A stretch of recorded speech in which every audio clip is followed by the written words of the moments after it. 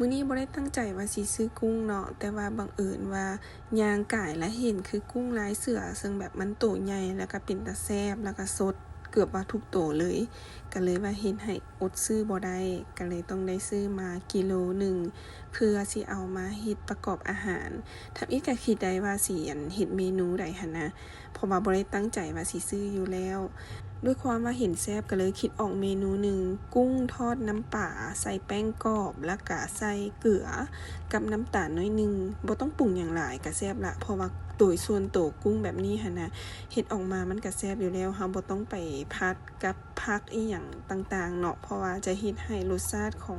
กุ้งที่เราจะกินหั่นนะบ่ได้อรรถรสของเนื้อกุ้งเนาะ หลังจากที่เอือบกุ้งไปแล้วเราก็เอากระเทียมมาใส่แป้งกรอบใส่พอพันๆแบบนี้เลยแล้วเราก็ตองมันเนาะบ่ต้องให้มันหนาหรืออีหยังแค่แบบพันๆเพราะน้ำของกระเทียมนะมันจะซึมไปน้ำแป้งเองมันจะเกาะติ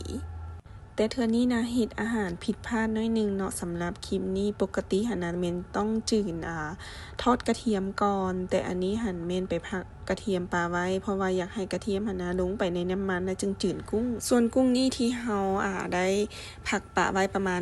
15นาทีให้มันซึมกับเครื่องปรุงก็ถือว่าได้แล้ว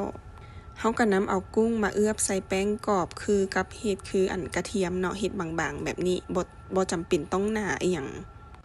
การที่แป้งติดอยู่กุ้งหลายๆแบบนี้นะ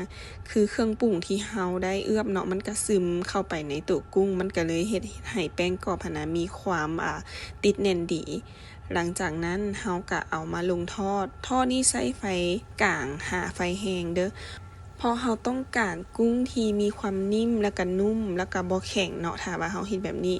กุ้งนะมันสุกไว้อยู่แล้วฉะนั้นเฮาอย่าสู้ใช้ไฟคอยหากลางมันจะเฮ็ดให้เนื้อนะ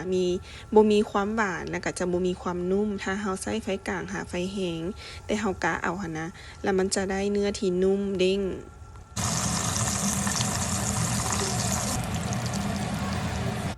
การทอดกุ้งนี่นะแม่นเรื่องไฟเป็นสิ่งที่สำคัญเนาะถ้าว่าเฮากะอุณหภูมิไฟจากกลางหาไฟแห้งนี่นะคันเฮากะได้ดี